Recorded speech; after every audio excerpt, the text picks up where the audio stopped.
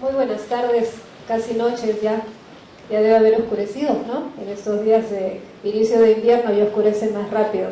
Un gusto enorme estar aquí, muchas gracias Víctor Hugo por la presentación.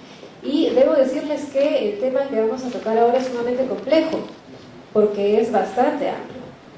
El abordaje del tema de la trata de personas en nuestro país y en el mundo, porque como ustedes saben, este es un fenómeno social y un delito transnacional, implica una serie de miradas y una necesaria articulación interdisciplinaria y de intervención de distintos actores para poder no solo afrontar la comisión del delito, que lamentablemente resulta rentable, aunque la palabra suene dura para quienes lo cometen, porque mueve muchísima cantidad de dinero a nivel mundial, ¿no?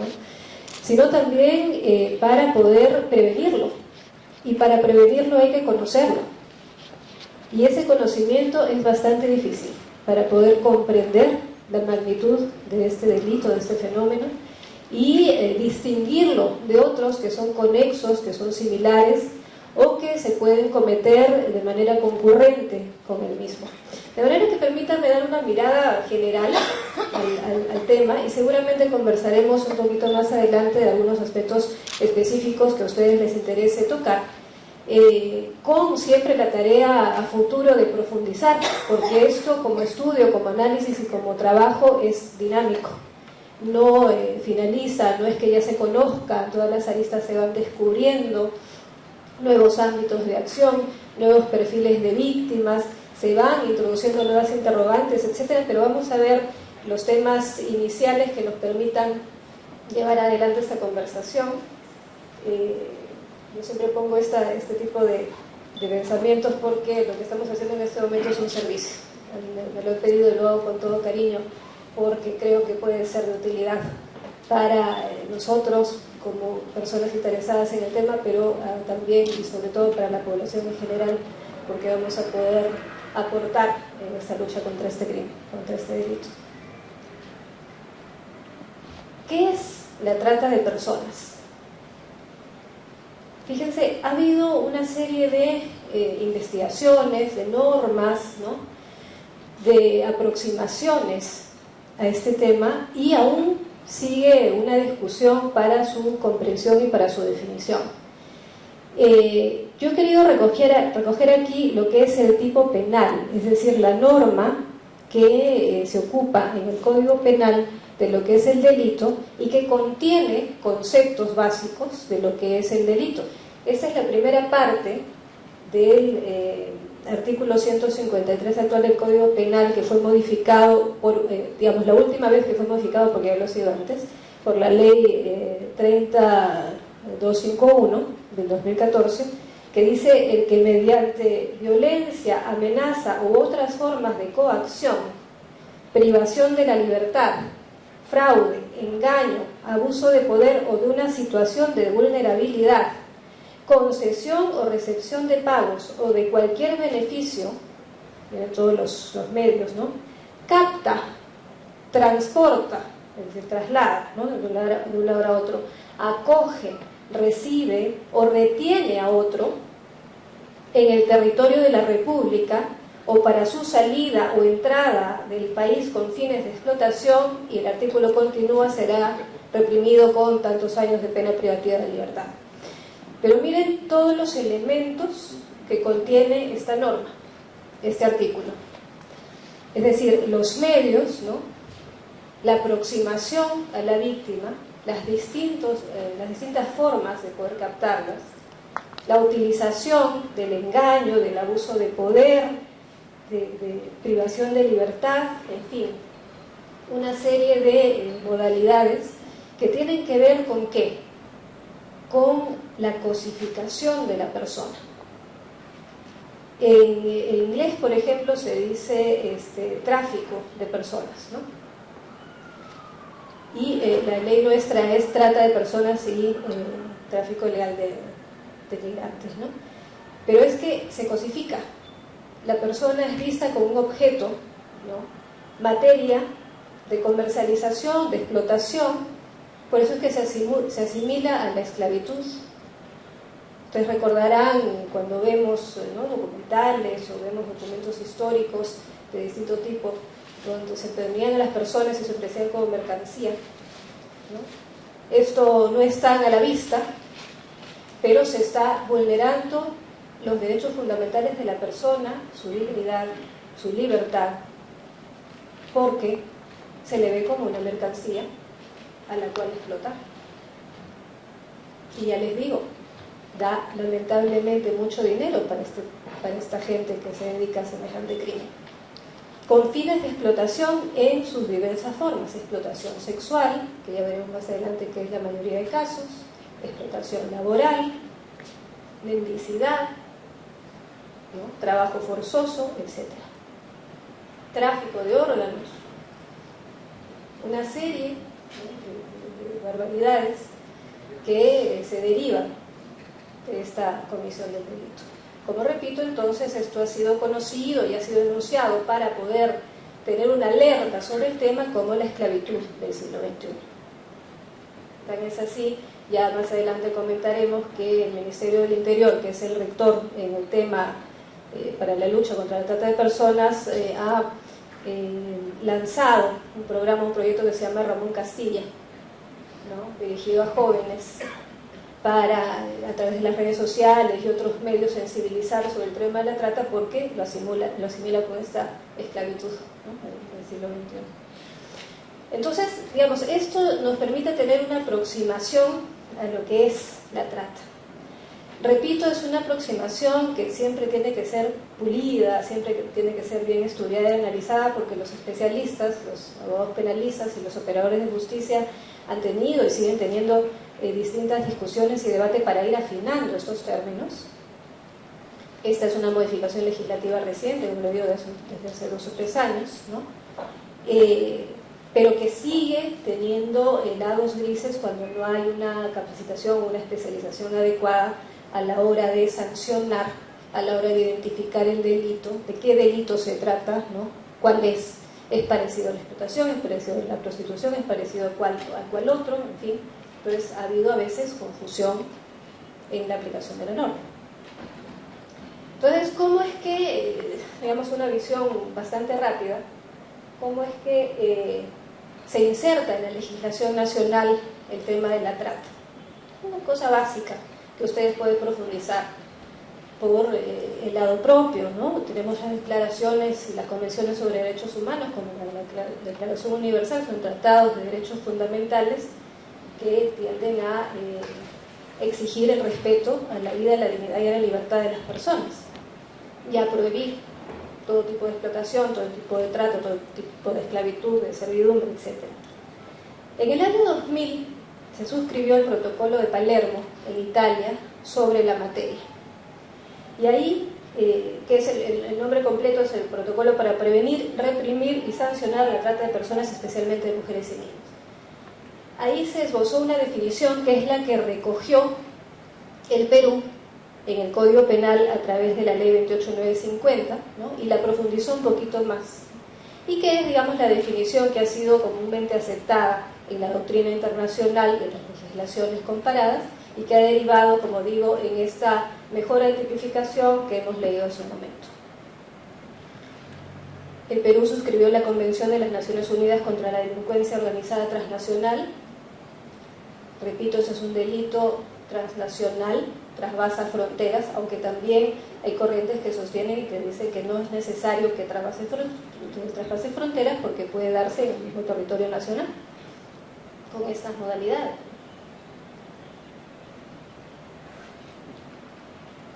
Posteriormente, avanzando en la especialización, en el año 2004 se creó un grupo de trabajo multisectorial contra la trata de personas al interior del Ministerio del Interior.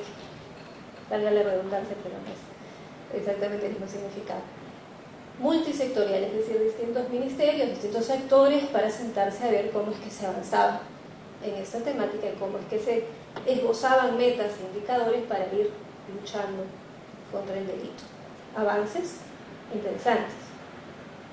En el 2007 vino esta ley 28950, como les digo, es la ley contra la trata de personas y el tráfico ilícito de migrantes, que es la ley especializada, y que recogió esta definición del Protocolo de Palermo, viendo un poquito más allá incluso, ¿no? Y en el año 2011 se aprobó mediante decreto supremo el Plan Nacional de Acción contra la Trata de Personas 2011-2016, que ha finalizado en diciembre pasado, con establecimientos de responsabilidades de distintos sectores, con algunos objetivos y metas que ya veremos y comentaremos más adelante.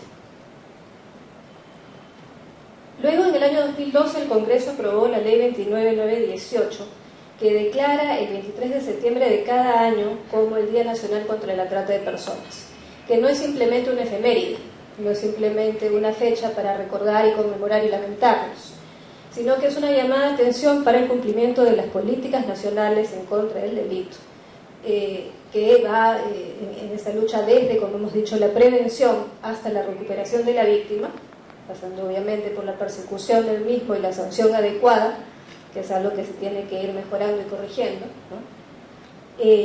Pero además que establece por primera vez la obligación del Poder Ejecutivo de rendir cuentas de lo que está haciendo en el tema ante el Congreso de la República. Ustedes saben que el Congreso de la República no solamente legisla, también fiscaliza o realiza control político, ¿no? Esa supervisión, ese seguimiento, ese control político es fundamental para ver cómo es que vamos avanzando como país en los distintos temas que tenemos para mejorar la calidad de vida de la población y para el desarrollo nacional. Y eso descansa en lo que es el Congreso. ¿Qué cosa es? Es la representación nacional, ¿no? Cuando nosotros decimos la función de representación, la semana de representación, ¿no? Los congresistas que viajan, bueno, la Asamblea o el Congreso de la República es la representación nacional, es elegida por el pueblo para que lo represente como el principal poder del Estado. Y entonces esta obligación del Poder Ejecutivo, del gobierno, que corresponda, de anualmente, a propósito de esta fecha, no necesariamente exactamente el día, sería lo ideal, pero en fechas aproximadas, que pueda acudir, ¿no? Que el presidente del Consejo de Ministros y el ministro del Interior, que es el sector rector de la materia, acudan al Congreso de la República, con los demás sectores que puedan ser convocados, a rendir cuentas de lo que está haciendo, de los avances, de lo que falta por hacer, de cómo es que se ha ido mejorando esta lucha interdisciplinaria contra la trata. Luego, esta ley que vimos al inicio, el artículo de definición del Código Penal, que es la 30251, que se llama así, es una ley que perfecciona la tipificación del delito de trata de personas. Para recoger el concepto original que estaba en el Código, que era prácticamente igual al del Protocolo de Palermo, pero que ha ido introduciendo, digamos, algunos elementos que permitan clarificar y evitar confusiones a la hora de aplicar la ley, ¿no? Para poder identificar de la mejor manera posible cuando se trata efectivamente de un delito de trata de personas y aplicar la sanción que corresponde, que tiene sanciones importantes, que nos privativa de libertad. Luego, en el 2015, miren cómo ha ido, ¿no? Cada cierto tiempo, cada cierta cantidad de años ha ido creciendo, digamos, este abordaje del tema, tanto desde el Poder Ejecutivo como del Poder Legislativo, el Congreso de la República, ¿no? Y también el Poder Judicial, y lo veremos más adelante, y el Ministerio Público, los distintos sectores. En el 2015 se aprueba el Plan Nacional contra la Política Nacional contra la Trata de Personas y sus formas de explotación. Esto por decreto supremo del Poder Ejecutivo, que establece lineamientos para que sea una política nacional que no se acabe en una coyuntura gubernamental, es decir, que pueda tender, ¿no?, a tener directrices que signifiquen la continuación del trabajo sobre la materia. Luego, en el 2016, hace poco, bastante poco, se aprueba el decreto supremo que establece un nuevo reglamento de la ley 28950. Tenía uno anterior, pero este reglamento se actualiza en cuanto a las funciones de cada actor en el tema. Por ejemplo, crea la comisión multisectorial, lo que dijimos hace un rato, que era un grupo multisectorial, ¿recuerdan? Ahora ese grupo se eleva, ¿no?, de, digamos, nivel, y se le denomina Comisión Multisectorial de Naturaleza Permanente, ¿no?, contra la trata de personas y el tráfico ilícito de migrantes, de la cual el Ministerio del Interior continúa siendo rector, y que tiene distintas obligaciones de distintos ministerios, de distintas instituciones, la Defensoría del Pueblo, RENIEC, etcétera, y en cuya composición también participan dos instituciones de la sociedad civil, que han sido identificadas como las instituciones que más, digamos, movimiento han tenido en el tema, por el Poder Ejecutivo en este caso. Uno es Capital Humano y Social Alternativo, CHS Alternativo, y otro es el Movimiento del Pozo. Entonces es una buena cosa que al interior de esa convención multisectorial, compuesta mayoritariamente por instituciones del Estado, repito, ministerios, Defensoría del Pueblo, RENIEC, etcétera, también participe la sociedad civil, representada por estas instituciones. Y luego, bastante recientemente, hace unos días prácticamente, se aprueba el Decreto Supremo 017-2017 del Ministerio del Interior, con un nuevo Plan Nacional contra la Trata de Personas 2017 al 2021. Les decía hace un rato que el anterior plan terminó en diciembre. Entonces se ha esbozado un nuevo plan del 2017 al 2021 mediante Decreto Supremo.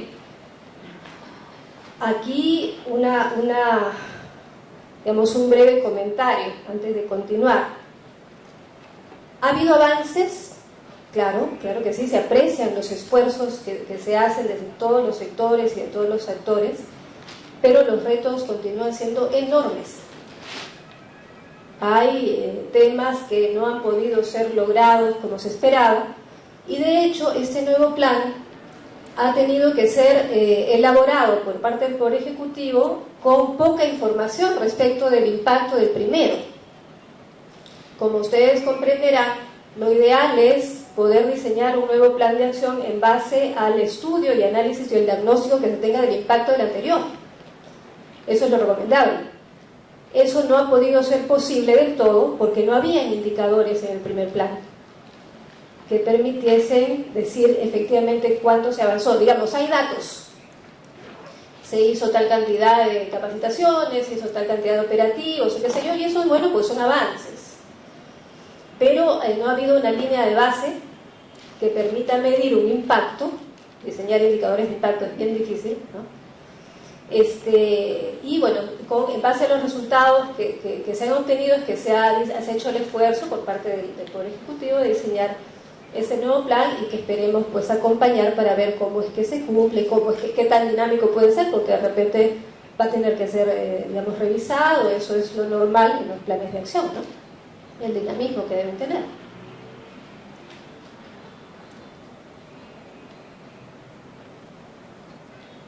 Y aquí lo que les decía hace un momento, los actores en temas tan importantes son muchos. De hecho, es el gobierno, es el Poder Ejecutivo el llamado a emprender esta lucha integral, ¿no?, contra el delito en este caso. Integral, entendiéndose desde, como les decía hace un rato, la prevención, pasando por la persecución del delito, ¿no es cierto?, la sanción adecuada, y la protección y la recuperación de las víctimas e inclusive de su entorno, para que puedan rehabilitarse, para que puedan recuperar sus derechos vulnerados. El golpe de haber sufrido una esclavitud de ese tipo, un maltrato de ese tipo, una explotación, o haber sido víctimas de trata, es terrible. Entonces, desde lo que es la intervención, los operativos, primero la prevención con las capacitaciones adecuadas y tal, hasta lo que es poder ofrecer los servicios de calidad a las víctimas y a su entorno, es un tema fundamental. Y ese es un rol que le compete al Ejecutivo, y que puede crear alianzas estratégicas con la sociedad civil, con la cooperación internacional, para poder desarrollar esta enorme tarea de la mejor manera posible.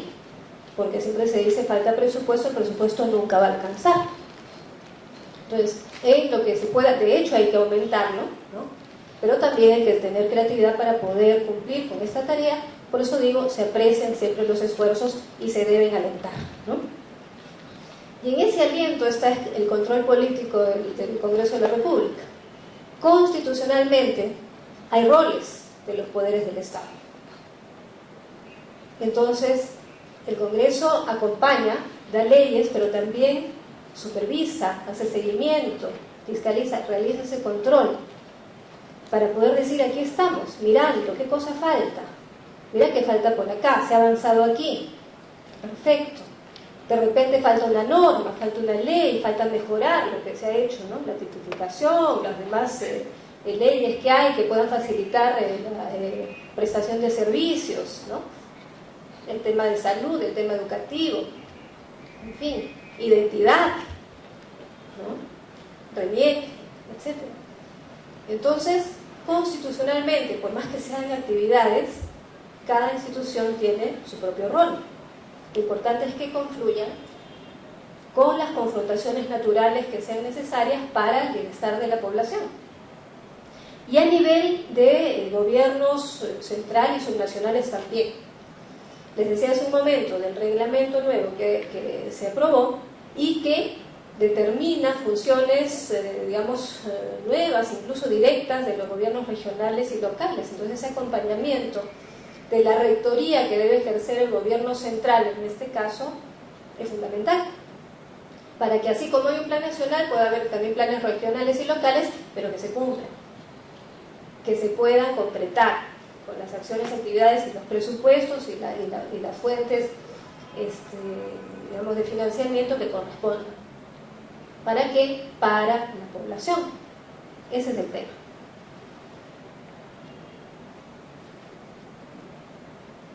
Ya les dije hace un momento que con la ley 29/18 se establece esta obligación del Poder Ejecutivo de rendir cuentas. Y cuando se acerca la rectoría, la presidencia del Consejo de Ministros, ¿no?, o los distintos ministerios que lo acompañan ante el Congreso, tiene que responder, digamos, o dar la información no solo de su sector, sino de todo lo que se hace a nivel nacional. Por eso esa articulación entre los distintos ministerios, entre los distintos sectores, entre los distintos niveles de gobierno, es también de muchísima importancia para poder medir efectivamente no solo el problema, sino el impacto que van obteniendo las acciones para confrontar, para luchar contra este delito, contra este crimen. Y lo que se ha hecho también en estos años, a partir del 2012, ha sido acompañar a través de despachos congresales, ¿no?, de distintas agrupaciones políticas que de una manera espontánea se fueron juntando en el camino por el interés en el tema, y facilitar la publicación y la presentación ante el Congreso y ante la sociedad de los informes paralelos que hace la sociedad civil especializada también, que es importante, pues, una vigilancia de la sociedad civil para decir qué cosa se está obteniendo y qué cosa es lo que hace falta para poder trabajar. Eso le sirve al mismo gobierno, al mismo Poder Ejecutivo, para ver qué cosa es lo que ocurre, para ver dónde que hay que corregir, dónde hay que ajustar, para poder mejorar el trabajo. De hecho, cuando ha venido, las todavía pocas veces que han venido a cumplir esta rendición de cuentas, este informe de la sociedad civil que compila CHS alternativo, pero con una serie de instituciones además, ¿no?, la Coordinadora de Adenauer, USAID, pero una serie de redes regionales, las veedurías, ¿no?, la Defensoría del Pueblo, la Conferencia Episcopal, la Red Causa, y una serie de instituciones que participan en esta vigilancia, y a través de experiencias propias de trabajo directo con las víctimas, ¿no?, con los chicos, con las mujeres, con las casas, ¿no?, con las familias, sirve para poder decir esto se hizo y esto falta y esto hay que mejorar. Y una de las cosas que como impacto y como mensaje inclusive a la población que hay que siempre continuar afinando es el tema de la sanción, porque si esto es un delito, pues tiene que haber sanción justa, ¿no?, pero que además impida que las personas que se dedican a estas actividades nefastas puedan seguir haciéndolo libremente. evitando la impunidad, pero también protegiendo a nuestra población más vulnerable. Ya veremos más adelante que la mayoría de víctimas de la trata de personas son mujeres y son niños y adolescentes. Entonces, por ejemplo, yo capté esta información del Poder Judicial de una magistrada que se acercó a la Comisión de la Mujer y Familia el año pasado, donde mostraba, entre otras estadísticas, que dice que en el 2016 ha habido, en las condenas inscritas en el Registro Nacional de Condenas por delito de trata, 23 condenas inscritas, lo cual resulta aparentemente poco. De hecho, es un número bajo para las denuncias, que todavía no son de la magnitud que se espera, porque todavía hay, como decía al inicio, es un tema muy complejo, pero todavía hay temor a denunciar, o hay dificultad para el acceso a la denuncia, o hay víctimas que no se sienten tales, que no se dan cuenta. Por ejemplo, los chicos, las chicas que están en explotación sexual, habiendo sido captadas por medio de la trata, que son víctimas de trata de personas. Es difícil a veces hacer que vean esa realidad por una serie de causas que sería bastante largo de incidir, ¿no? Pero definitivamente las condenas pues tienen que ser efectivamente más decididas, pero eso significa mayor capacitación, mayor presencia de la defensa pública. El Ministerio de Justicia ha aumentado considerablemente el número de defensores públicos en el tema para las víctimas, ¿no? Hay conferencias internacionales que han permitido una mayor especialización para magistrados, tanto del Poder Judicial como del Ministerio Público, pero todavía falta, o de los mismos policías, pero todavía falta generalizar esta capacitación, esta especialización y las facilidades para esta denuncia y para esta sanción. Entonces, como les decía, todavía está este problema en todas las fases, desde la prevención hasta lo que es pasando por la sanción, la persecución, hasta la recuperación y la reinserción de las víctimas y de ese entorno. Una de las cosas que se pide mucho es la educación, o sea, la capacitación especializada para los operadores, pero también el conocimiento de lo que es este fenómeno y este delito por parte de la población más vulnerable, que en este caso, como digo, son las mujeres y los niños. La escuela es un espacio fundamental para poder ir desarrollando esta información preventiva, para estar alertas. No sé si ustedes se acuerdan, haciendo un símil, no es que sea, digamos, idéntico, pero hace unos años, unas décadas así, y hasta hace poco también que se rescató, habían estos spots, estos mensajes de yo sé cuidar mi cuerpo, ¿no? Que todos los chicos y chicas, los niñitos y niñitas cantaban, yo sé cuidar mi cuerpo, y era una cosa bastante coloquial y bastante amena, para que los chicos aprendan, ¿no?, que tenían que cuidarse ante posibles acosos, sufrimientos indebidos, etc. Bueno, cosas así creo que son de suma utilidad para que estén alertas ante este tipo de cosas, porque ya veremos más adelante también, uno de los medios de captación a los chicos es la facilidad del consumo de algunos bienes que pueden estar de moda, ¿no? O en la escuela, lo que es explotación sexual, se piensa que solamente es en caso de pobreza extrema, y no lo es. Hay nuevos perfiles descubiertos de víctimas, que lo es, sí, pero no solamente eso, ¿no? O las ofertas de empleo, o las ofertas de ingreso, ¿no? Relativamente fácil para captar, trasladar e ir a parar a una explotación o sexual o laboral o de otra índole. Pero se captan de una manera, ¿no?, hasta amigable, ¿no?, de cercanía y qué sé yo, para poder captar más víctimas. Esa es una cosa terrible. Entonces tenemos que afinar esos instrumentos de prevención, capacitación a operadores especializados, pero también información, educación para la prevención a los chicos, a las chicas, a las familias, a las mujeres, a la comunidad en general. Y, cómo no, se necesita una mejora en los servicios de protección a las víctimas. Hay actualmente solo 3 centros de atención residencial en todo el país, o centros especializados de acogida, ¿no?, para víctimas de trata de personas. Se ha comprometido la ministra de la Mujer y Poblaciones Vulnerables a multiplicar, junto con otros sectores, ese número, ¿no? Pero además ese servicio no solamente aumenta en número, sino en calidad de servicio. Proteger a las víctimas adecuadamente, porque la trata es una cosa muy, muy difícil. Los victimarios están ahí y persiguen y pueden ir, si están en un lugar muy cercano y accesible, incluso de manera agresiva, a tratar de volver a captar a la víctima, ¿no?, con violencia, etc. Pero además el tema de la salud, ¿no?, salud física, salud mental, alimentación, ya les decía yo, documentos de identidad, acceso a generación de ingresos. Es una cosa bastante compleja que tiene que ser integral y que lo que se ha comentado es que existe la voluntad de ir avanzando al respecto. Una cosa práctica es, como decía en su momento, me parece, habiendo estado yo también tantos años en el Ejecutivo y también en la cooperación internacional, establecer alianzas estratégicas para poder cumplir de la mejor manera con esa tarea que es muy grande, no es sencilla, y que tiene que ser especializada y ofrecida con calidad y con cariño, con afecto, con vocación, porque es un llamado, una intervención multidisciplinaria con vocación de servicio.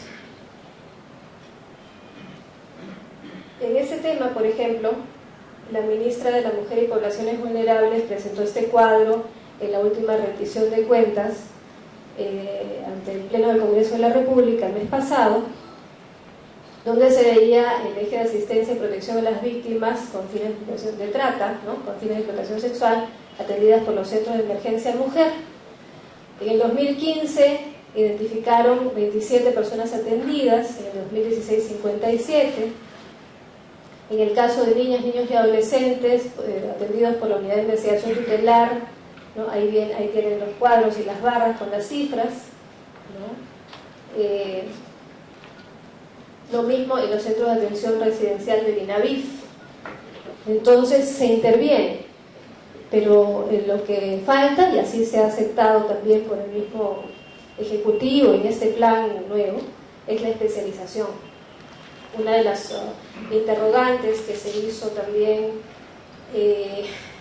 al momento de la presentación por parte de los congresistas de la República era, bueno, ¿qué va a pasar no solamente con el escaso número de centros de atención residencial, de centros de acogida para víctimas, sino con la lógica de atención? Porque no puede ser una lógica solamente de encierro, de protección, de internamiento, ¿no?, sino que tiene que ser una lógica de apertura, de reinserción, de apoyo. Todo eso tiene que ir perfilándose y mejorándose de la mejor forma, ¿no? Solamente algunas pinceladas de cifras.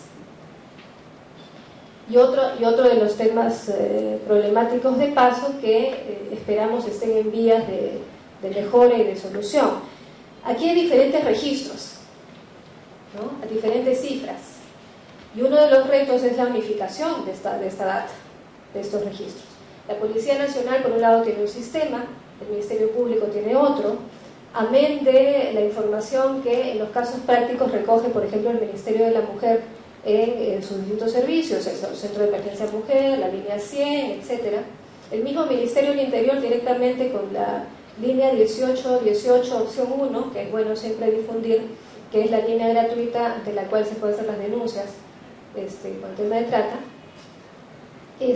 Pero son cifras dispersas. Todavía no se ha logrado esta unificación. Hay programas pilotos que han buscado y que buscan esta unificación.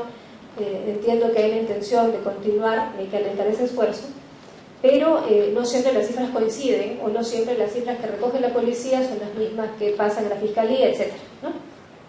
Entonces eso, digamos, genera algún tipo de incertidumbre también, ¿no? Entonces, pero solo como pincelada, según el Ministerio Público, ¿no?, la Fiscalía de la Nación, entre los años 2009 y 2014 se registraron, no es que hayan sucedido, sino los que fueron conocidos por el Ministerio Público, fueron 2.241 casos.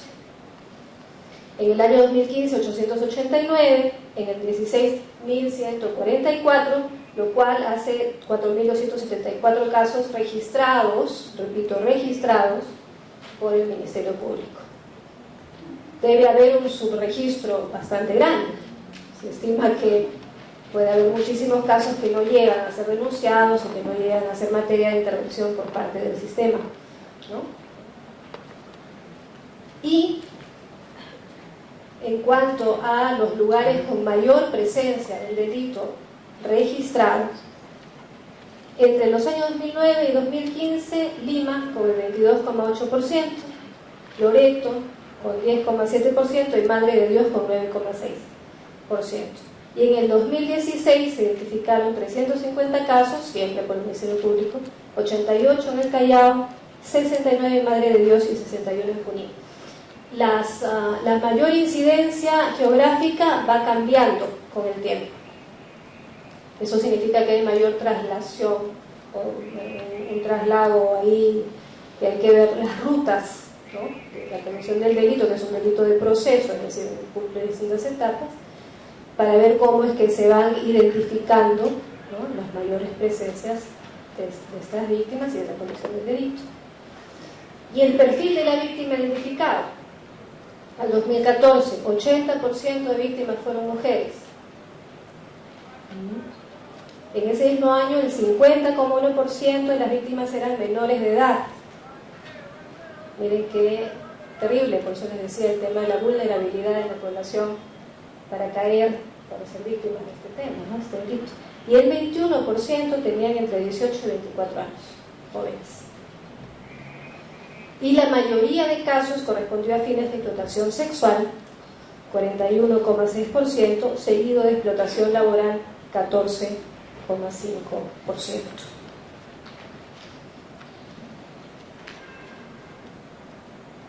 Les decía yo que como parte del trabajo de cada poder del Estado, de cada institución, cada rol que se debe cumplir, está el estudio y el seguimiento al tema, pero no solo a través de esta revisión de cuentas anual, sino que las comisiones ordinarias, es decir, las comisiones que existen en el Congreso y que ustedes conocen muy bien, una es de Mujer y Familia, otra de Justicia y Derechos Humanos, otra agraria, etc., de acuerdo a las materias, trabajan el tema. Al interior de las comisiones ordinarias, como abordan distinta temática, ¿no?, que tiene que ver con los sectores de los cuales se ocupan, se crean grupos de trabajo que están conformados por 3, 4 o 5 congresistas multipartidarios para trabajar a lo largo del año.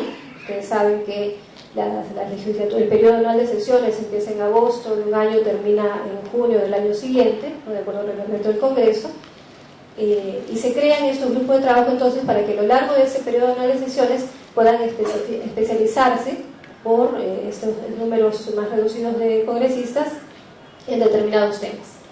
En este caso, en la Comisión de la Mujer y Familia se constituyó el grupo de trabajo sobre respuesta integral frente a la trata de personas, constituido por 5 congresistas, una coordinadora y 4 congresistas más, miembros de la comisión, y un grupo similar también al interior de la Comisión de Justicia y de Derechos Humanos, que tienen que presentar su informe en estos días también de final de trabajo, con conclusiones, con recomendaciones. Y en el caso de la Comisión de la Mujer y Familia, el grupo de trabajo sobre respuesta integral frente a la trata de personas, después de haber estudiado esta temática de manera más específica a través de reuniones técnicas, con invitados, con personal especializado, ¿no?, ha elaborado un proyecto de ley que todavía está por presentarse en esa parte del Congreso, pero que dentro de este tema de trata ha identificado la necesidad de especificar lo que es la explotación sexual. Y hemos visto en las cifras, la mayoría de incidencia del caso de trata es por explotación sexual. Ahora, la explotación sexual no necesariamente se da en el ámbito de la trata de personas, puede darse directamente, pero en muchos casos sí, están conexos, y en muchos casos ese fin de explotación sexual es el que ha tenido la comisión del delito de trata, ¿no? Pero como quiera que sea, de todas maneras se necesita una mayor especificidad en la legislación penal sobre la materia, justamente para no confundir los delitos y más bien de repente juzgar como concurrencia de delitos, es decir, como delitos que se han cometido a la vez, ¿no? Entonces, este proyecto que tendrá que ser debatido y tendrá que recibir los comentarios de los especialistas al interior de las comisiones a las cuales se ha decretado o derivado para su estudio, busca modificar el Código Penal especificando esos tipos, así como se hizo con la ley que mejoró la tipificación del delito de trata, ¿no? Tanto para el ámbito de personas mayores de edad como para lo que es la explotación sexual de niñas, niños y adolescentes, que tiene también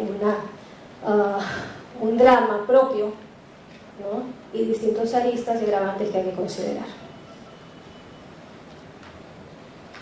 Esto es, digamos, a grandes rasgos, una visión general que me he permitido alcanzarles, de acuerdo, como repito, a los roles institucionales, recordando que el Congreso no es el Ejecutivo, es decir, cada uno tiene su función, no es que vaya a ejecutar acciones, pero sí fiscaliza, realiza control político, hace reuniones, coordina, articula, busca espacios para mejorar, para que se comuniquen los demás sectores, para que puedan facilitar. De hecho, muchas reuniones técnicas del grupo de trabajo que les he comentado han asistido distintos representantes de distintos ministerios con instituciones de la sociedad civil y otras instituciones, y esos espacios de esas reuniones han servido para que ellos mismos se articulen mejor, y después se han puesto de acuerdo para seguir reuniéndose, para ir mejorando las acciones. Se ha creado un clima que ha permitido estrechar estos lazos para poder entenderse de manera más adecuada.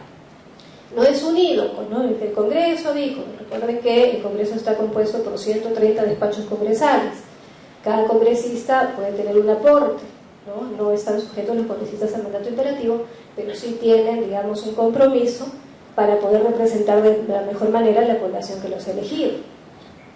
Sintetiza, representa, o busca representar al país, busca generar esos consensos necesarios para mejorar la calidad de vida de la población, porque lo que hace incide en la calidad de vida de la población, de cada uno de nosotros, ¿no?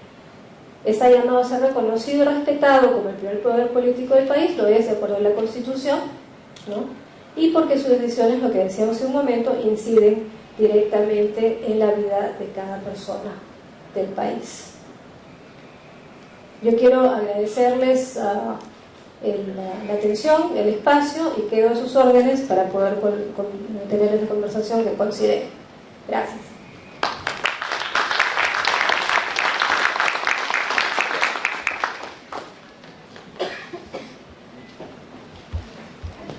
Muchas gracias, doctora Ana Patricia Crosby. Ha sido muy aleccionadora la explicación sobre el estado de la trata de personas en el Perú. A continuación vamos a dar pase a la ronda de preguntas. Les voy a pasar el micrófono. Si me ayuda Fátima, por favor. Si me ayuda, sí, por favor, para pasarle el micrófono a los asistentes que puedan hacer las preguntas. Hola, hola.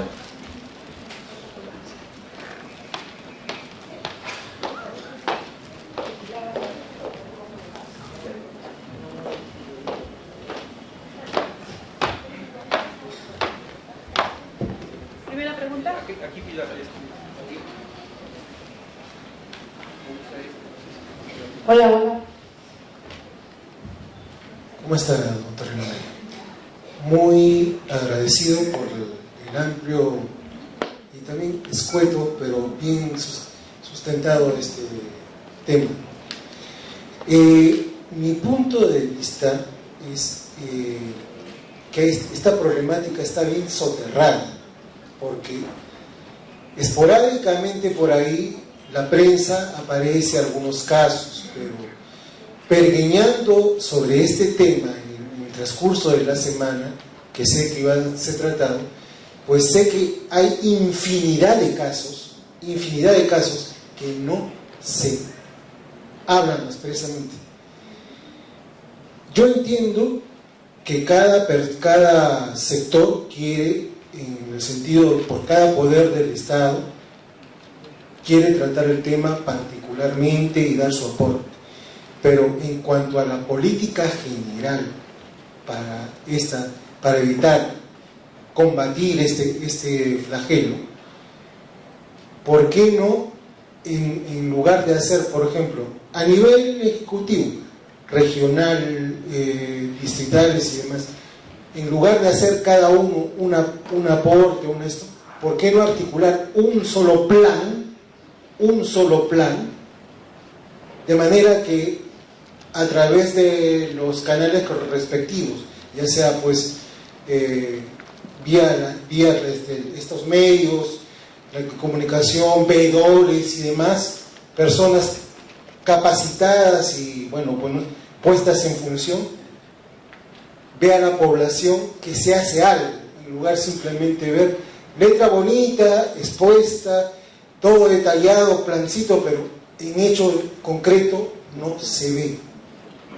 Entonces, a ello voy, esa es mi pregunta. Gracias.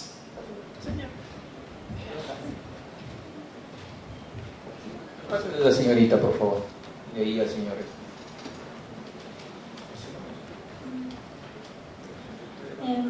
Sí. Muy buenas noches y muchas gracias por su ilustrativa exposición.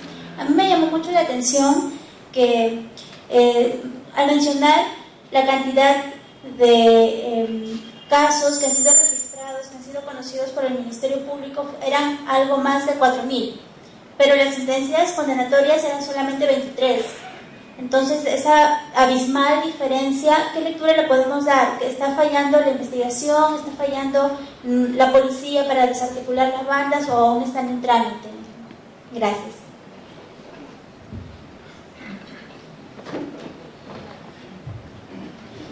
Buenas noches. Señorita, mi pregunta sobre todo...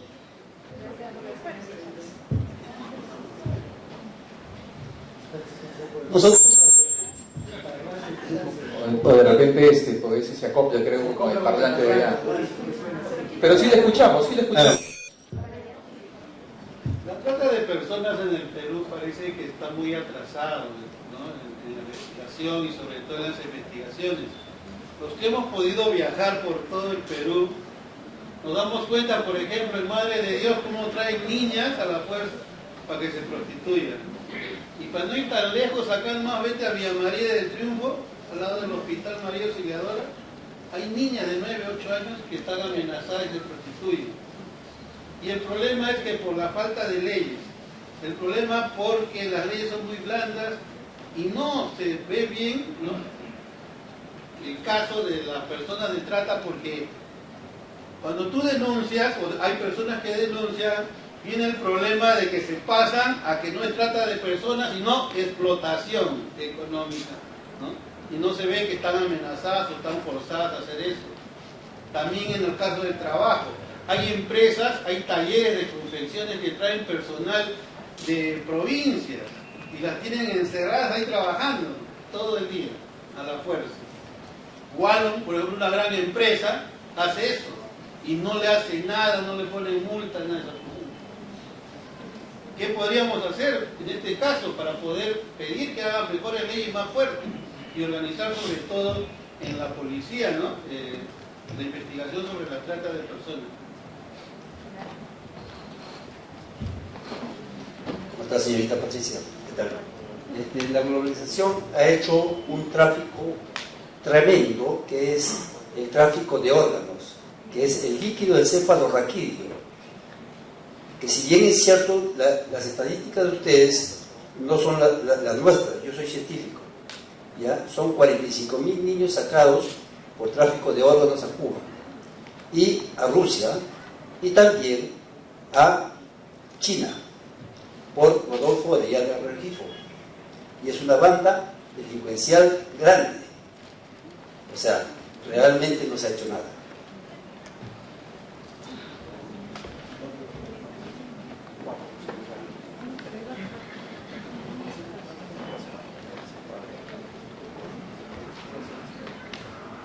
¿Alguna otra pregunta?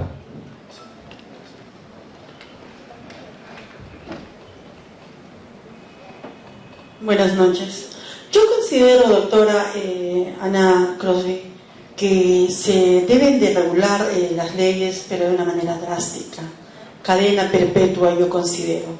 una pena fuerte, drástica, que considero que podría al menos atenuar esta plaga, porque no puede ser que durante tantas décadas están en lo mismo.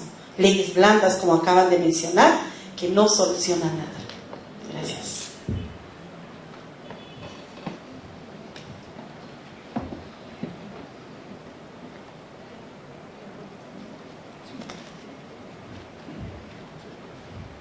Gracias. Mientras se animan a... Ah, señor, sí, porque iba a ir contestando, pero mientras se animan, siga. Sí.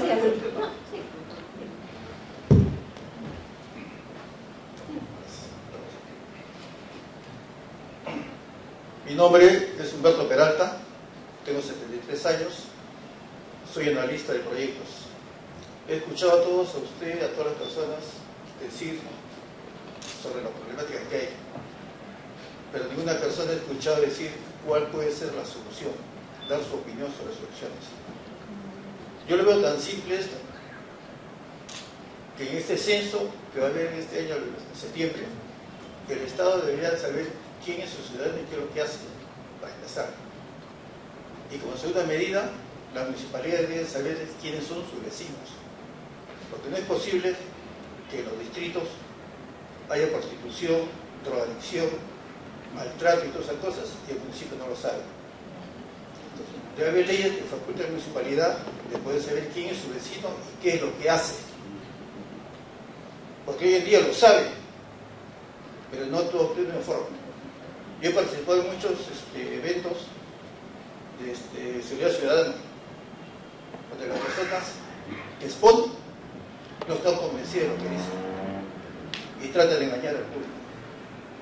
Ellos mismos no están convencidos. Y para terminar esto, la delincuencia es más hábil que los instruidos que tenemos en el Congreso. Si hacemos costo-beneficio, estamos perdiendo plata. Y tenemos muchas personas que son economistas, son instruidos y lo tenemos por gusto. 78% del PBI se ve en el Congreso. ¿Y qué es lo que hacen? Hay que proponer cosas. Yo tengo un proyecto de ley que se podría agarrar y combatir lo que es la informalidad. Porque lo que es la corrupción es informalidad. Porque tú tienes un sueldo, adicionalmente, formalmente puedes ser otro dinero. Y todos están imbuidos en eso. Y todos se quieren reparar de una forma u otra forma. Gracias.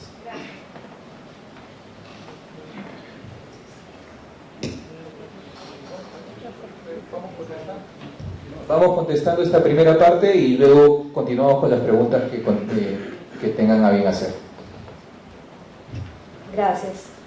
A ver, ¿qué es un tema soterrado? Sí, se dijo desde el inicio, debe haber un subregistro tremendo, ¿no? Estamos hablando solamente de las denuncias conocidas formalmente. O sea, cuando puse el cuadro del Registro Nacional de Condenas, es el Registro Oficial Nacional de Condenas hasta agosto del 2016, ¿no es cierto? Esas 23, ¿no? Son las que figuran oficialmente en ese registro. Y las denuncias recibidas, las que llegan a ser denunciadas, ¿no? Las que llegan a ser conocidas solo por el Ministerio Público, son esas cifras que hemos compartido, que son cifras oficiales también, que es la fuente del mismo Ministerio Público. De hecho, no es lo único que ocurre. De hecho, tiene que haber muchísimo más. Y ahí es en la calle, efectivamente, donde se debe captar.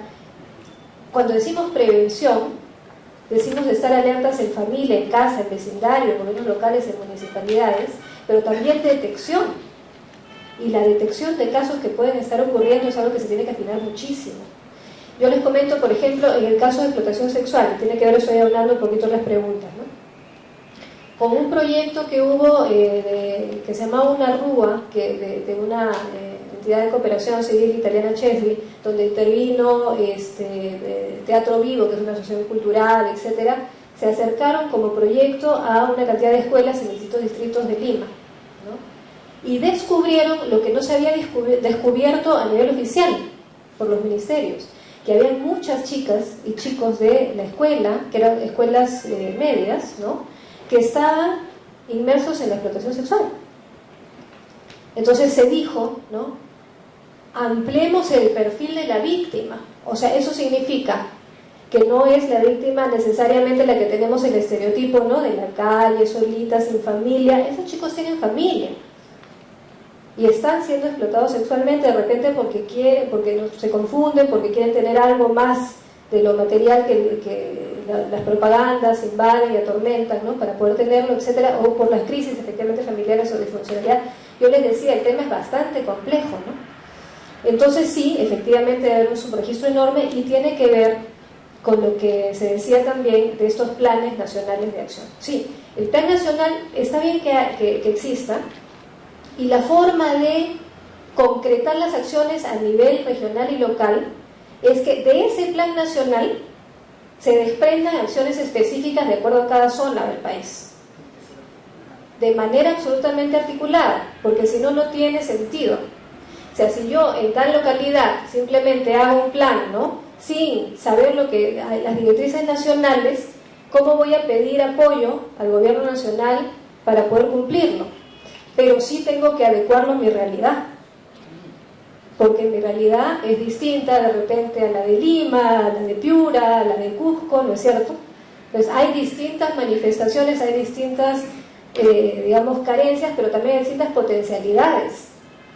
Pero esta rectoría del gobierno nacional es algo importante, no se debe descuidar, no pueden renunciar por el hecho de decir ya transferí la función al gobierno regional y local, yo ya no tengo nada que ver.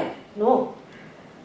La rectoría, es decir, la responsabilidad nacional, la mantiene el gobierno central, pero digamos, como rol también abre la puerta a que los gobiernos subnacionales, regionales y locales también cuenten con un capítulo, digamos, o con un aterrizaje a su realidad local y regional para poder cumplir. ¿Y traducirlo en qué? ¿En letras, en libros, en dibujos? No, en acciones. En acciones concretas, medibles, con resultados esperados, que se digan, sí, se consiguió esto, no, me faltó esto, ¿no? Porque si no, simplemente voy a escribir bonito y lo lleno de dibujos y de fotos y ya está. El tema es la acción, y quienes hemos tenido experiencia en la acción, en el ejecutivo, en la cooperación, y quienes hemos conocido prácticamente todo el país, gracias a Dios, sabemos que esto es así, que cada localidad tiene su propia riqueza, su propia realidad, y tiene que adecuarse, ¿no?, a lo que se necesita en ese momento y en esa localidad, ¿no? Entonces, respondiendo también un poco al tema de los números y la diferencia, solamente de los casos registrados por el Ministerio Público tenemos esta diferencia, ¿no? Claro, si bien esto está actualizado todo el 2016, hacia agosto del 2016 habían solo 23 condenas en el registro nacional. Sí, leyes blandas puede ser, pero es falta de aplicación de las leyes muchas veces, o falta de comprensión, falta de capacitación. El hecho de ir mejorando estos delitos, ¿no?, la definición de los delitos, lo que se conoce como tipificación, es para poder esclarecer lo más posible a la hora que el juez, los magistrados, los distintos operadores tengan que aplicar la ley y evitar confusiones, ¿no?, que efectivamente dicen es explotación, no es trata y tal. Se trata de esclarecer lo más posible para que no haya ese tipo de confusión. Pero en este caso la capacitación, la especialización es necesaria y fundamental para evitar esto que es un mensaje de impunidad, ¿no?, y que continúa el peligro en la calle, ¿no? Yo creo que voluntad hay, lo que hay que hacer es tener efectivamente esa articulación para poder mejorar cada uno desde su rol. No significa que de manera divorciada, porque si yo hago y te hago la competencia a ti, porque yo lo voy a hacer más bonito, estamos perdidos.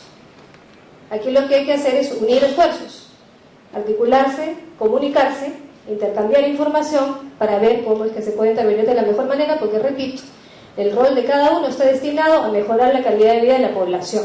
Ese es el mandato supremo, y para eso se cumple un servicio en el Estado, o en la sociedad civil, o en la cooperación, o donde nos encontremos. Ese es el sentido de este trabajo, ¿no? Solamente evitemos hablar de prostitución cuando hablamos de menores de edad, ahí es explotación sexual, ¿no? Bueno, el tema del tráfico de órganos, sí, pues es una cosa que se mencionó también al inicio, ¿no? Esa es una de las formas más viles, además de la cosificación, ¿no?, de la persona humana. ¡Qué horror! ¿no?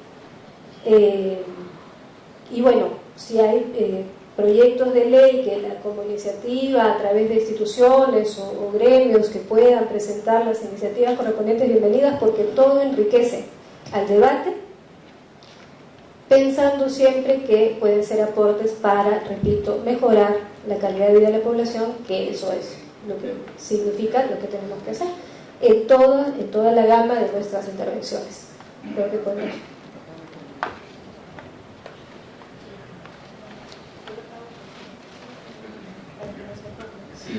Sí. ¿Alguna pregunta adicional?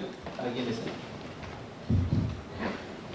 La solución yo ya analicé porque mis hijas fueron secuestradas para este tipo de tráfico. La denuncia es a nombre propio y la otra solución es por todo tipo de tráficos. O sea, no solamente están metidos a un solo tráfico, están metidos en todos los tráficos. Las personas que yo los tengo ya están metidos en todos los tráficos. Por ejemplo, Orellana y Benedito Jiménez, en todos los tráficos.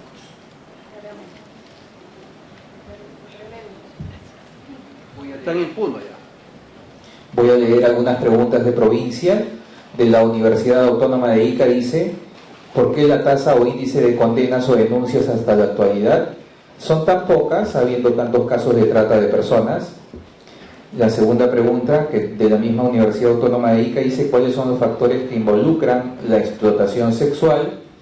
Y la última pregunta, de la Municipalidad Provincial de Sechura, dice: ¿cuántos casos de trata de personas existen en la región Piura, si es que conoce ese dato? ¿Y cómo pueden intervenir los gobiernos locales, ya que muchas veces se da la trata de personas aduciendo puestos de trabajo en las zonas donde se les moviliza?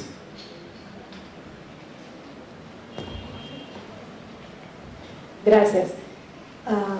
En lo que decíamos hace un momento, el tema efectivamente de la cifra baja de condenas es algo preocupante y que es cierto que también preocupan los mismos magistrados, a las mismas personas que tienen que ver con la aplicación de la norma. Sabemos que hay esfuerzos para poder mejorar la especialización en los magistrados, tanto del Poder Judicial como del Ministerio Público. Hace poco hubo, el año pasado, si no me equivoco, o a inicios de este año, un encuentro internacional del Ministerio Público, de fiscales, porque quieren tratar de tener una red latinoamericana de detección y combate al delito de trata de personas. Recordemos que eso es un delito transnacional, entonces se moviliza, y en zonas de frontera también son zonas especialmente vulnerables para esta captación y traslado de víctimas. Entonces hay intención de mejorar, pero pasa por una decisión política, de trabajo fuerte, de trabajo decidido, de capacitación de operadores, de magistrados, del Poder Judicial, del Ministerio Público, de la Policía Nacional, de los defensores públicos, del Ministerio de Justicia, que como digo, han aumentado en número, y de todos los actores que tengan que intervenir en la persecución del delito. Sí es un problema el tema de la condena, sí hay que formular bien la denuncia, sí la Fiscalía tiene que armar el caso de tal manera que pueda haber probanza de la culpa, ¿no? Y sí tiene que haber una aplicación comprendida y adecuada de la norma para evitar impunidad o sanciones menores a las que corresponden en realidad, porque puede haber leyes que sí contemplan sanciones drásticas, pero que no se aplican porque se confunden los delitos o por argucias de repente que los llevan por otro lado y que sancionan más levemente. Entonces todo eso, por eso es que también se busca continuar legislando para poder, en el caso de explotación sexual, como les decía hace un rato, especificar el delito y hablar de los agravantes, ¿no?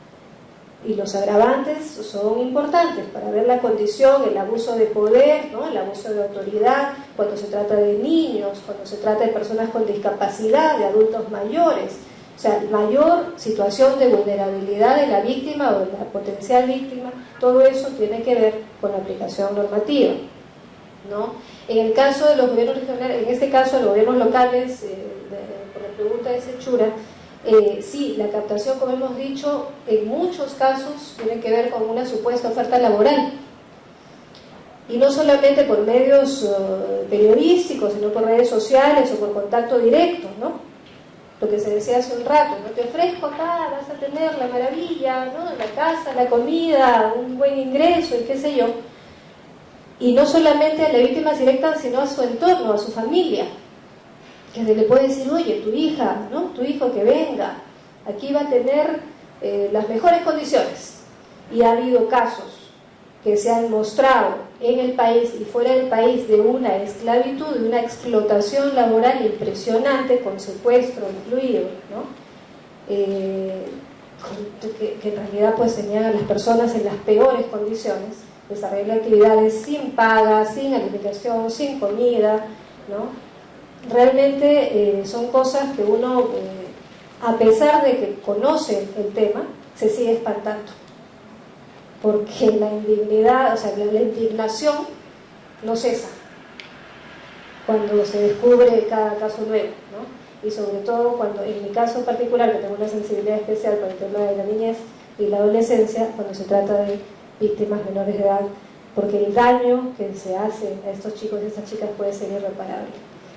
Entonces, y eso es un crimen para mí que, entre los nefastos, es uno de los peores porque no tiene nombre, ¿no? Hay una pregunta antes de darle pase al amigo de la Universidad Privada de Ica. Dice: ¿qué tipo de seguridad y protección se le da a las víctimas o denunciantes para que se sientan seguros de denunciar y así poder obtener más denuncias? Este es uno de los programas que tiene que ser mejorado también en lo que es protección. Efectivamente hay programas que se están desarrollando de protección a las víctimas y a los denunciantes, pero que no son suficientes. Ya hemos dicho, decíamos que en el caso de los centros de acogida, los centros de atención residencial para la recepción de víctimas, solamente hay 3 en el país actualmente. Se ha anunciado que con este nuevo plan se van a multiplicar, ¿no? Y se van a especializar. Ojalá que así sea, pero que se haga de la mejor manera, porque, como digo, es un tema bastante sensible. El tener a las víctimas en un sitio accesible a los victimarios es también peligroso, porque eso se veía en muchos casos en la selva, por ejemplo, se veía que había que poner, digamos, un determinado centro, ¿no? de acogida, de atención, pero que los tratantes invadían el hogar, el sitio, ¿no? El centro, y a la fuerza y con violencia, ¿no? Sacaban nuevamente a las víctimas para continuar con su actividad. O también hay un estado de alteración, digamos, de ánimo de la víctima, que piensa que el único sitio, el único lugar donde va a estar segura es con el victimario, porque es lo único que conoce, o porque sienten que peor no les va a poder ir. Entonces más vale malo conocido, ¿no? Entonces es bastante complicado, bastante complejo y requiere síndrome de Estocolmo. Entonces se necesita una especialización, como digo, multidisciplinaria para poder trabajar en la reinserción, la recuperación del proyecto de vida de esa persona, que recupere, que se sienta digna de seguir adelante, ¿no? Es un trabajo difícil, pero que es absolutamente necesario y imprescindible. Siga, señora, por favor. Buenas tardes.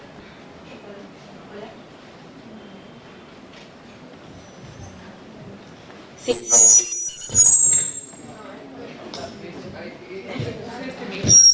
Que use este micro, señora, use este micro de acá, creo que no se acopla.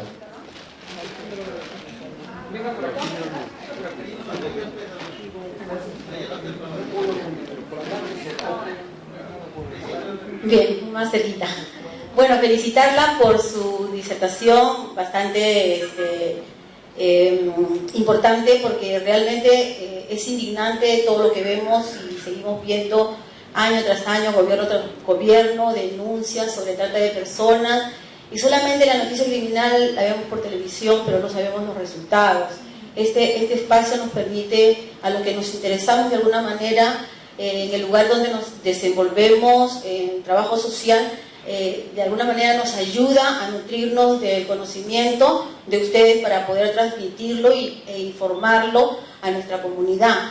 pero realmente sí existe los elementos y los instrumentos que sirvan para poder contrarrestar este tipo de criminología o de flagelo, ¿no?, contra los menores en un resultado de trata de personas, ya sea por trabajo, ya sea por el tema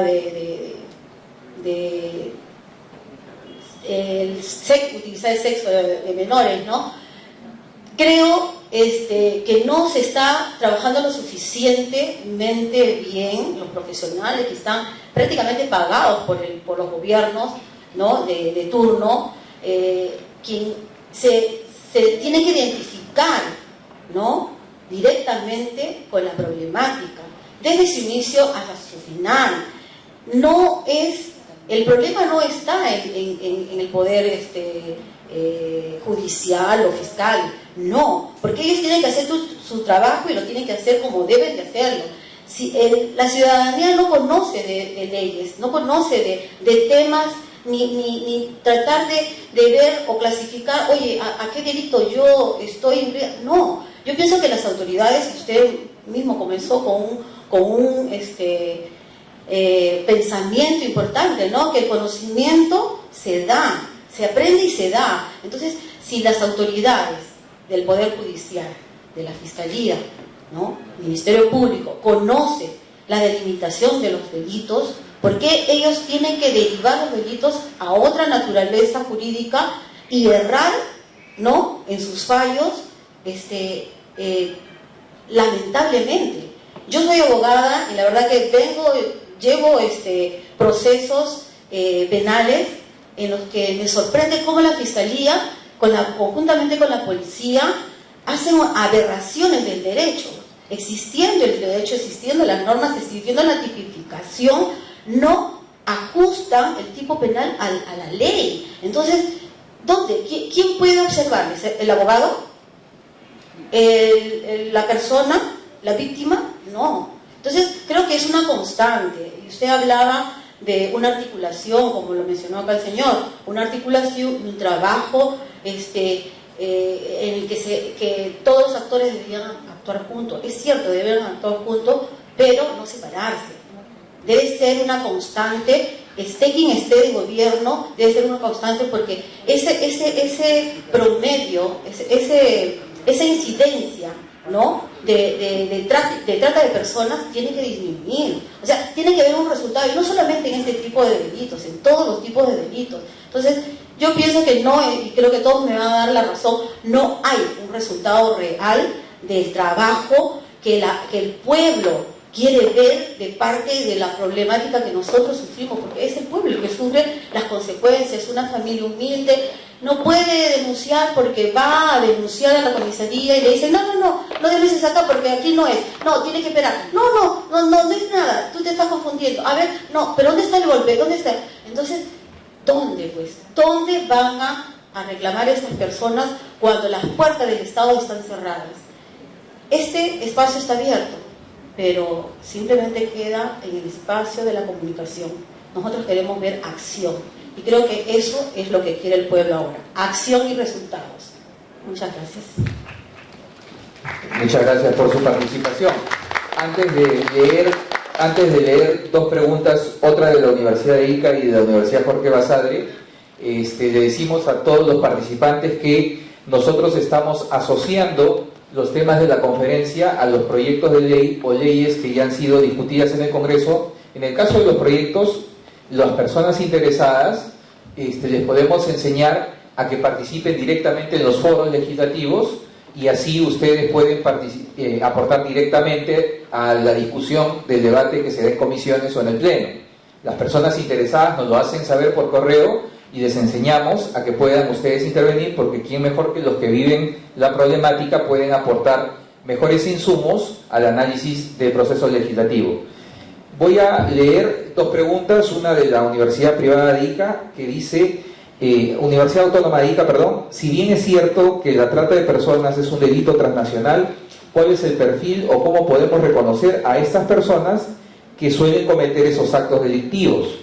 Y la Universidad Jorge Basadre Tacna pregunta: en nuestra ciudad de Tacna es muy extraña, por no decir sospechosa, de inoperancia del Ministerio Público y Policía Nacional por denunciar y capturar a los administradores de centros nocturnos que con engaños traen adolescentes para que trabajen como damas de compañía. ¿Qué se suele hacer al respecto en otras experiencias comparadas a nivel nacional?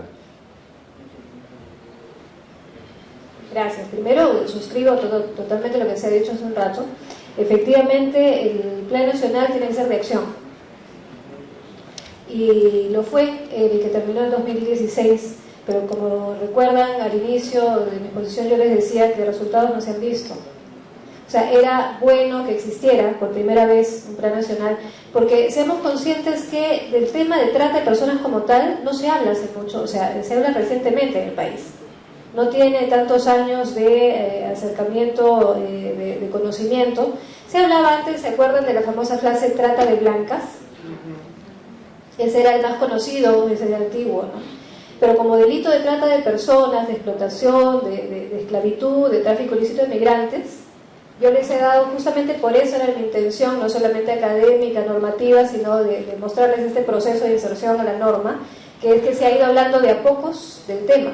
Y efectivamente todavía hay confusión, todavía se mezclan términos, delitos, ¿no?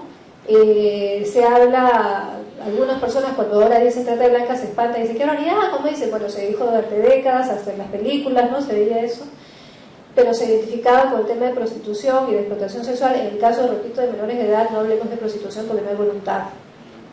Así piensen los chicos que la hay o no la hay. Es una explotación sexual directa, ¿no? Que puede ser en el ámbito de la trata. Entonces, este plan que caducó en diciembre tiene resultados numéricos de procesos, de talleres, y eso lo ha reconocido el propio Ejecutivo. De hecho, no hemos encontrado la línea de base suficiente que nos haya permitido decir hasta acá llegamos y de acá partimos. No ha habido eso. Se apreció, no hay una estadística, una línea de base para decir esta es la situación real, un diagnóstico real. No, lo han tenido que ir sumando de a pocos con las acciones emprendidas, las actividades, por decirlo de alguna manera, ¿no? Operativos y qué sé yo, y han tratado de construir de la mejor manera este plan que esperemos que dé resultados, pero también tenemos que estar vigilantes y pedir información de cómo es que va avanzando y cómo es que se puede mejorar o dinamizar. Indicadores, así es, ¿no? Entonces, pero no de un trabajo de escritorio, sino de un trabajo de campo, de calle, de familias. Entonces aquí lo que necesitamos todos es ponernos la meta de enterarnos y de efectivamente unir esfuerzos en base a cada rol que nos toque desempeñar.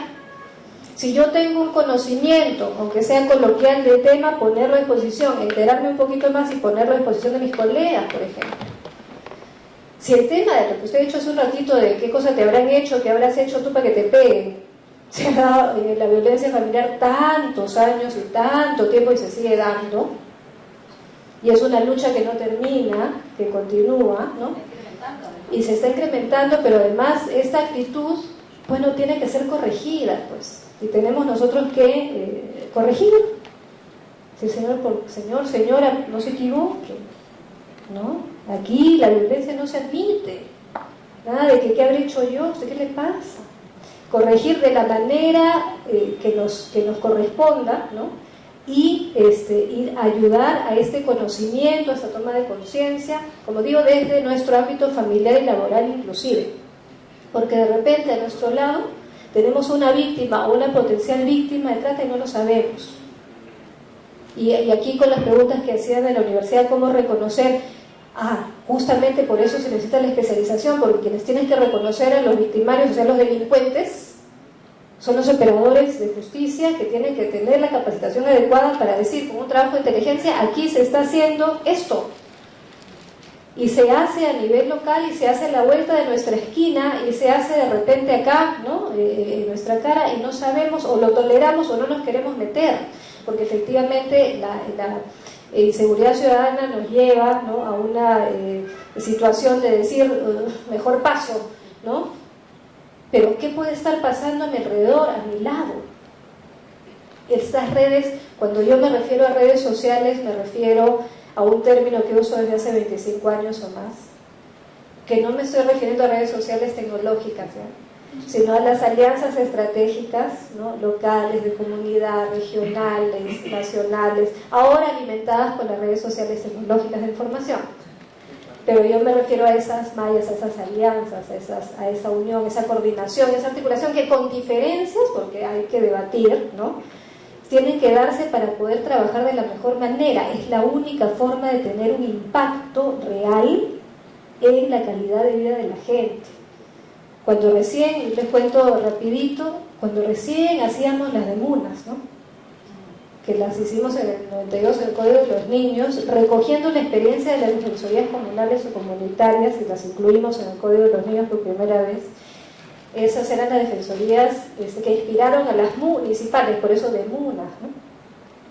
Entonces era un trabajo de redes locales para poder animar a que sea el motor que impulse a todos los actores de la localidad a trabajar por los derechos de los niños y las niñas, prevenir violencia, prevenir maltrato, que vayan a la escuela, que sean vacunados, etc. Y al interior del país se veían cosas lindas, porque era la movilización espontánea a partir de un espacio que tenía que ser respetado, ¿no?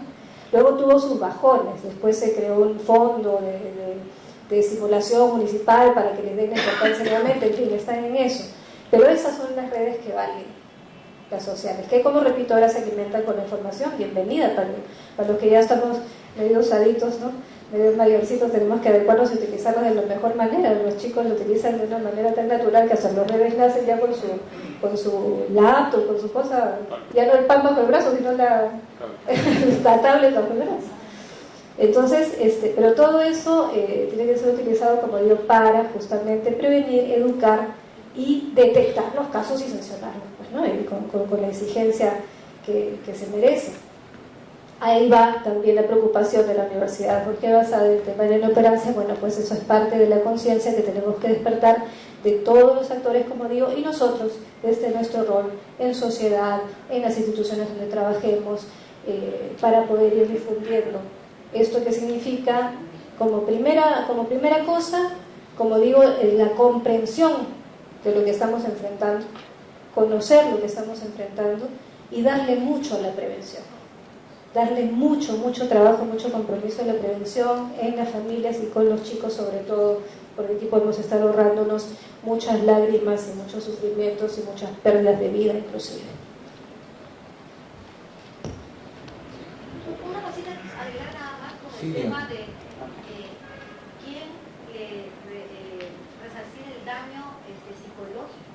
Eso no se recupera jamás.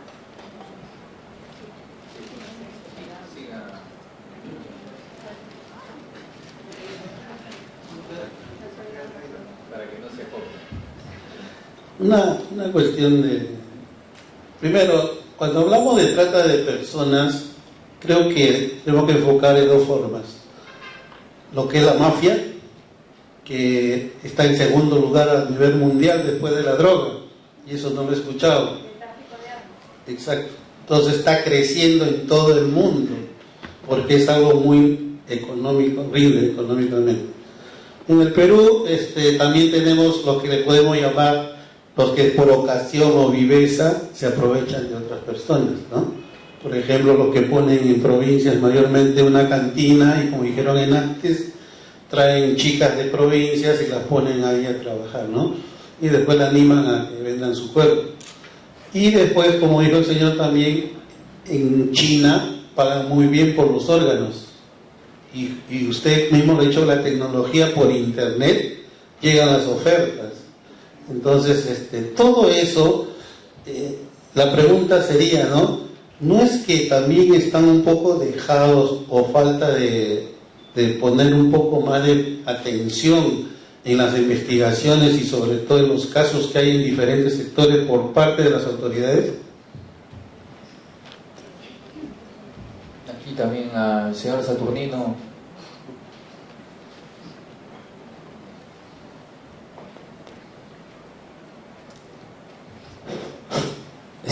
Doctora, buenas noches.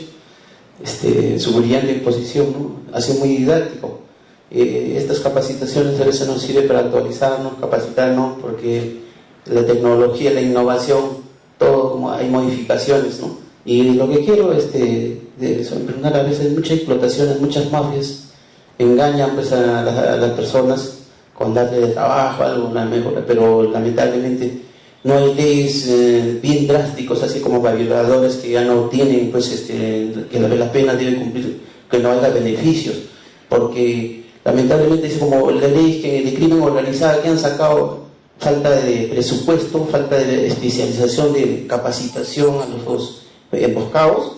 Entonces, por ejemplo, agentes a veces mandan como ganado cuántas personas mueren porque no hay buenas leyes y además no se hacen cumplir como deben ser, y así deben ser también para el trata de personas. Gracias.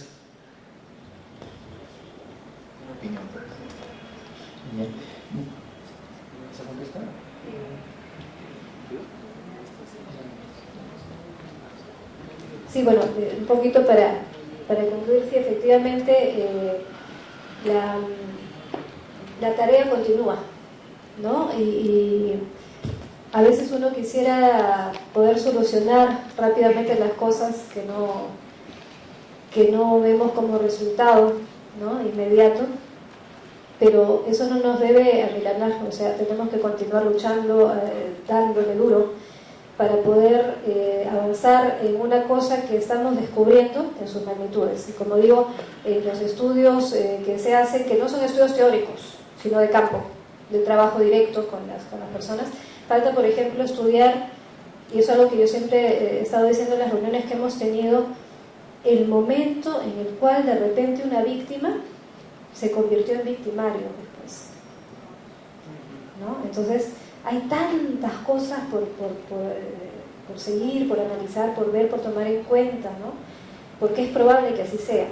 No digo que todos, pueden ser unas canallas, ¿no?, que por vocación hacen daño, pero también hay realidades que hay que ir descubriendo, porque eso es un punto que nos va a permitir también atacar, ¿no?, la posibilidad de que sigan habiendo más crueldades de este tipo. Son crímenes organizados, son bandas, son mafias, efectivamente mueven muchísimo dinero, lo dijimos al inicio, como usted bien dijo, más que después de las drogas, el tráfico de armas es esto, la cosificación, la mercancía, ¿no?, la persona como mercancía, y de verdad que es una cosa que llama a seguir trabajando, y como digo, permítanme seguir en el tema de la prevención, porque hay que conocer de lo que estamos hablando, ¿no? Y hay, la ley de crimen organizado, por ejemplo, prevé que no se den beneficios a los tratantes de personas, o sea, que no proceda el indulto, que no proceda el derecho de gracia, que no proceda la salida anticipada, ¿no?, de los beneficios penitenciarios, que es algo que también estamos poniendo en el proyecto de ley que estaba comentándoles de explotación sexual como grupo de trabajo sobre la respuesta integral a la trata de personas, porque no se lo merece, ¿sí?, porque necesitamos prevenir, y esa es una forma también de prevenir y efectivamente ir cortando este delito.